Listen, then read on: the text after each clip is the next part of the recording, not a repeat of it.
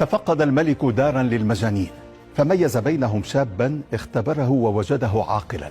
قال له: سأخرجك من هنا. فرد المجنون: بشرط أن تجيب على سؤالي. أبشر، قال الملك. فسأله: متى يجد النائم لذة النوم؟ أجاب الملك: عندما ينام. فقال المجنون: حالة النوم تفقد الشعور، فكيف يشعر باللذة؟ استدرك الملك وقال: قبل الدخول في النوم. فرد عليه: أتحضر لذة شيء قبل حضوره؟ بعد النوم، قال الملك يائسا. فابتسم المجنون: متعة الملك في الملك وليس بعد زواله سيدي. آمن الملك بنبوغ المجنون وأمر بنقله فورا إلى زمرة ندمائه في قصره.